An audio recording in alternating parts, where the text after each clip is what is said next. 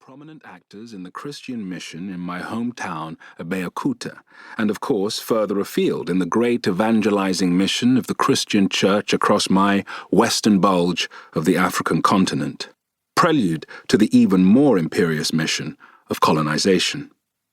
As a child, attending St. Peter's School and even warbling as a chorister in St. Peter's Church, I had not the slightest knowledge of the intertwining of the careers of those three figures, Townsend, Hinderer, and Crowther. Christians all, serving the same deity, but evident occupants of different rungs in the hierarchy of godly service, including its politics. As confessed in my childhood biography, however, my fertile imagination never failed to spin fantasies around those images, most persistently that last, Ajayi Crowther. That was predictable, from the moment I learnt that he actually once occupied the adjoining compound to ours, a two-story colonial structure that, at least, was a concession to his status within the Anglican Church.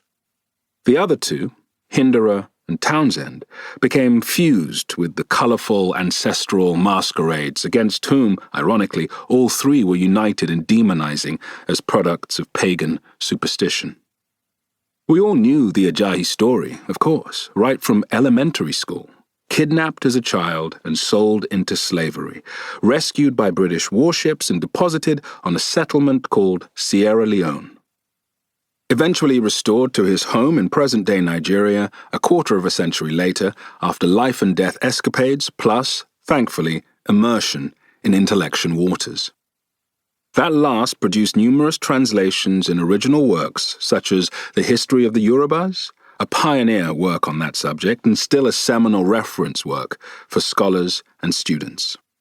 Biyi Bandele's literary thrust, a mix of the anecdotal, archival, and inquisitional, in this posthumously published work, parts company with the slave narratives to which we are more accustomed.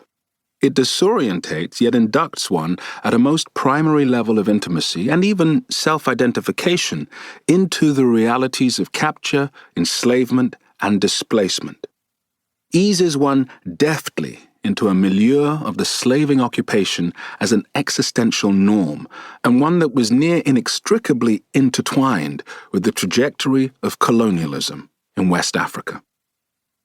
This was Bandele's last work, and I find it highly commendable that his publishers have opted to leave it exactly as rendered by that vividly reconstructive mind and its creative empathy.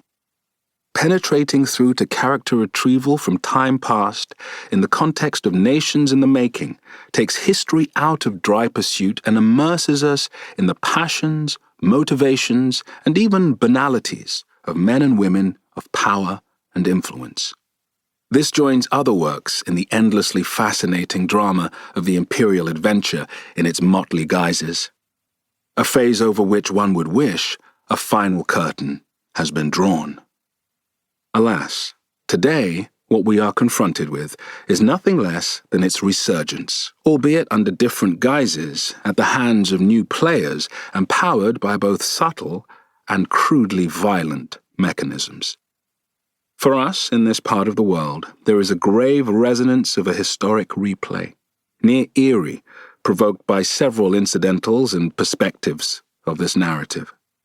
Here is a quick sample that must send shivers down the spines of today's inhabitants of the West African sub-region, from Burkina Faso to the creeks of the Niger Delta.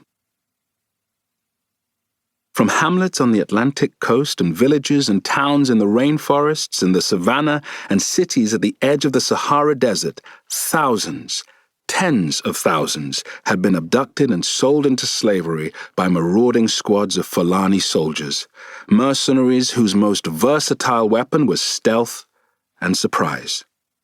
In the early days, such raids had been carried out in the name of God, but the raiders themselves, most of whom were not yet born in those early days, had long ceased to use the pretext of jihad as justification. They were born into plunder as a way of life, and bred with beggar thy neighbor as the first rule of survival, as were their fathers and their fathers before them. To these men, being a plunderer was a trade no different than being a weaver or a cattle rearer. It was just a lot more rewarding.